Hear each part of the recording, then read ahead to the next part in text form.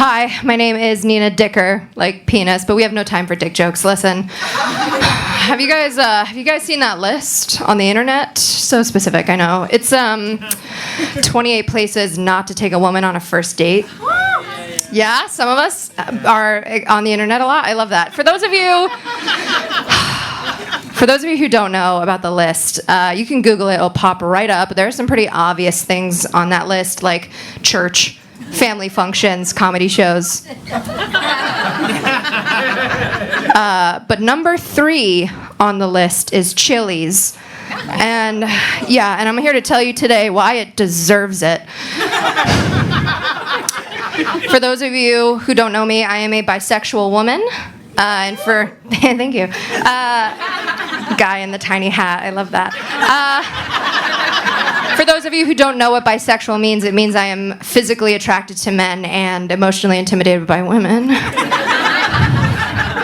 I was scrolling Tinder trying to get over my fears, and I was just like, I was looking for a woman, just like cute, sporty, really big shoulders, and I found one. Her name was Rachel, and in her bio it said she was looking for a cute college chick to pamper. And I was like, what a coincidence, I still have my college ID. And so we hit it off real good, and she invited me out to Chili's, and I was like, oh, that's not really my definition of pamper, but like maybe this is a new gay thing that I'm not privy to. So I drive my Subaru Legacy all the way to the date. And by the way, it wasn't just a normal Chili's, it was a Chili's in a mall, which feels homophobic, but I was like, whatever, I'm trying to keep an open mind. And I go in, and she's there, and we hit it off in person. She's so cute, and we're doing great. We order 2 appetizers and 2 desserts, because bisexual date, there are no rules. We're already disobeying the ordinance of God, so might as well go apeshit on a bloomin' onion as a meal. So after the apps, we order our desserts, and we're flirting, and she leans in, she goes, hey, I have a proposition for you. And I was like, yes, you weren't weird, and now she wants to sleep with you. I'm pretty sure that's how men feel. Oh, yeah. And she leans in closer, and she goes, I was hoping you'd be open to the idea of fucking my husband while I'm away on business. And then before I could even process what she just said, the waiter puts our desserts down directly in front of us. Yeah, and here's my issue. There is a caramel lava cake in front of me, and it is the perfect temperature to eat right in this moment. Like, I can't get up and walk away. Like, I can't just leave a very good lava cake. And I'm taking too long to answer. She's getting nervous. And so she goes, oh my God, don't worry. Obviously, we'd pay you.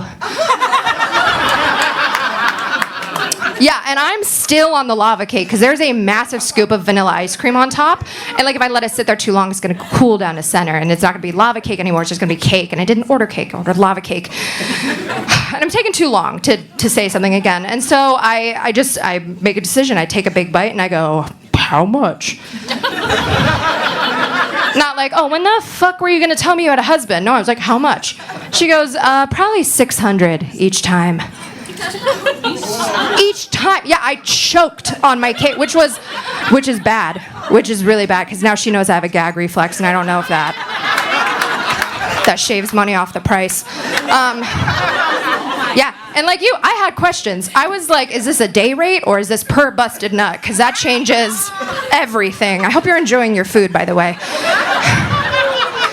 And so I asked her, and she goes, probably per every completed session. I was like, you just say per nut. It's more succinct. And I'm trying so hard to justify this. So I'm like, can I please see a picture of him? I'm on food stamps. I need money. And she shows me a picture, and I'm not joking when I tell you this man was the physical reincarnation of an ostrich. Yeah. And then she starts telling me her fantasy, right, of me fucking her husband, and she isn't there. And I was like, okay, just to clarify, I don't get to fuck you? Because I was good to like take one for the team as long as I got a consolation prize. And she was like, no, I actually don't feel that way about women. I know, I was hurt. And so I told her I'd have to mull it over. And so the next day I call her back and I go, sorry, I'm not going to do it. And not because of her ostrich husband, but because she made me split the bill at a Chili's. If you can afford to pay me $600 every time your big bird ass husband shoots out human horchata, you can afford to pay for my bloomin' onion and my caramel lava cake. And I've actually never been back to a Chili's since. Thank you so much. My name's Nina Dicker. Thanks for coming to my TED Talk.